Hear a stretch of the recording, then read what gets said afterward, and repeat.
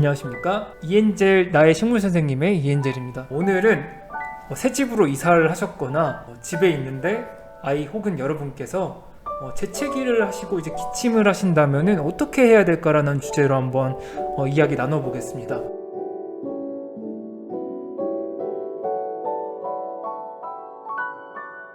이야기하기에 앞서서 피톤치드를 설명해 드릴 건데요. 이제 피톤치드라는 거는 식물을 키우는 효능을 한 번에 정리할 수 있는 말이라고 할 수 있는데요.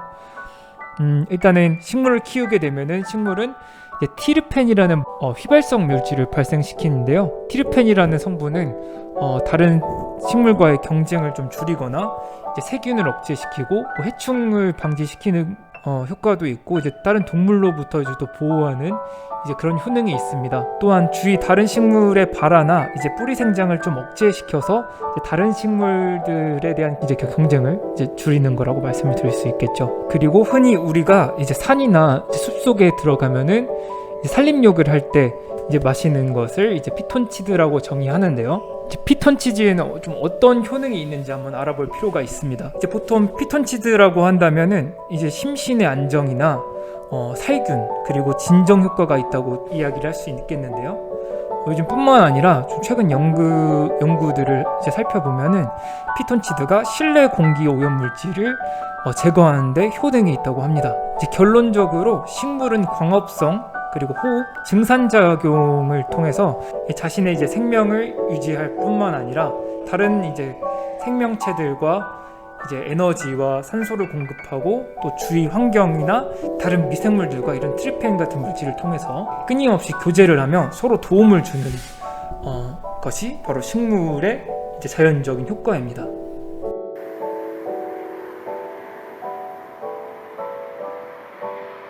이제 식물의 기본 메커니즘에 대해서 간단하게 좀 설명을 해드릴 건데요. 식물은 뿌리를 통해 물을 흡수해서 생명 유지를 하죠. 그리고 이 뿌리에서 줄기로 타고 올라와서 잎으로 퍼지는데, 그 과정 안에서 물을 배출하는 현상을 증산작용이라고 합니다. 증산작용을 통해서 잎은 이제 공기를 배출할 뿐만 아니라 그리고 음이온이라는 것도 발생을 시키게 되는데요. 이제 음이온은 이제 오염물질인 양이온에 반응을 해서 이제 오염물질을 중화 그리고 혹은 제거를 합니다. 그렇기 때문에 이제 식물을 키울 때 그런 장점이 있는 거죠. 새집증후군이란 무엇일까요?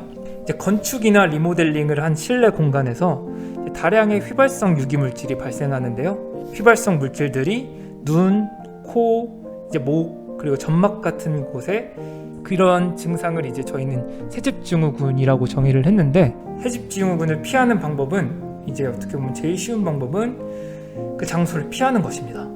하지만 저희가 이제 집으로 이사를 했으니까 그 집에서 벗어날 수는 없겠죠. 이제 21세기에서 살아가는 우리에게 건축재재를 이용한 집 짓기는 필수이기 때문에 이것을 극복하는 방법을 배우는 것이 가장 중요합니다. 정말 간단하게 막을 수 있는 방법이 식물을 키우는 것이라고 하니까 저희가 키우는 이런 식물들이 정말 고맙기도 하고 정말 예쁘기도 하고 신기한 현상이라고 할 수 있습니다. 새집증후군을 유발하는 성분인 포르말데히드를 제거하는 나사에서 발표한 효과가 뛰어난 이제 식물들을 소개시켜 드리겠습니다. 생각보다 우리 주변에 많은 식물들이니까요. 한번 가볍게 보시겠습니다. 첫 번째는 보스턴 고사리입니다. 보스턴 고사리 같은 경우도 요즘 키우고들 계시죠? 이런 식물들이 나사에서 발표한 공기정화 식물 1위라고 할 수 있는데요. 이 식물 같은 경우는 이제 아이를 키우시는 집이나 이제 천식 혹은 좀 재채기, 기침이 많이 나시는 분들이 좀 가까이 하면 좋은 식물입니다. 다른 식물들은 피닉스 야자 혹은 드라세나, 홍콩 야자 같은 이런 야자 종류의 식물들도 공기 정화를 굉장히 잘하는 것으로 좀 알려졌는데요. 그것 말고도 인도 고무나무, 그리고 아이비, 그리고 벤자민 고무나무, 스파티필름, 이제 평소에 많이 키우는 식물들이 이런 효과를 굉장히 잘 나타내는 걸로 알고 있으니까 이런 식물들을 한번 참고해 보시는 게 좋을 것 같습니다. 그리고 혹시 식물을 키우시는 분들 중에서 병원 환자들이나 아프신 분들께 식물이나 꽃이 좋지 않다는 인식이 있기도 하다는 걸 제가 들었어요. 그 원인은 꽃가루나 흙에서 나오는 먼지 같은 것들을 좀 원인으로 삼고 계시는데요. 꽃이 있는 식물 같은 경우는 아무래도 좀 알레르기 반응이 생길 수도 있기 때문에 조금 꺼려질 수도 있습니다. 하지만 그 꽃이 활짝 피는 그런 꽃에서만 이제 그런 꽃가루 같은 게 많이 날리기 때문에 이제 우리가 평소에 키우는 실내 식물들 같은 경우에는 오히려 실내 오염물질 제거, 그리고 뭐 정서적 안정 같은 걸 당연히 주겠고요. 그리고 인간이 필요한 그런 산소 같은 거를 공기청정기보다 오히려 많이 생산하는 게 관엽식물들입니다. 혹시 그럼 이제 흙에서 나오는 먼지 같은 것들이 좀 걱정이신 분들은 이제 물에서 키울 수 있는 뭐 하이드로볼 뭐 이런 경우나 그냥 수경식물로 키우시는 방법도 있겠죠.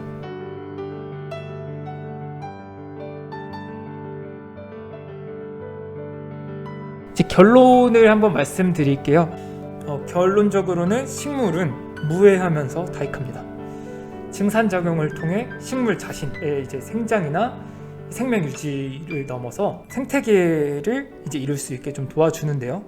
이런 현상들이 저희 인간에게 요즘 21세기에 와서 새집증후군이나 실내 대기 오염 같은 경우를 식물로 잡을 수 있다는 점, 이런 부분을 한번 인식해 주시면 좋을 것 같고요. 이처럼 좀 현대를 살아가는 우리가 이제 이렇게 마스크를 착용하듯이 어떻게 보면 이것은 이제 선택이 아니라 좀 필수잖아요.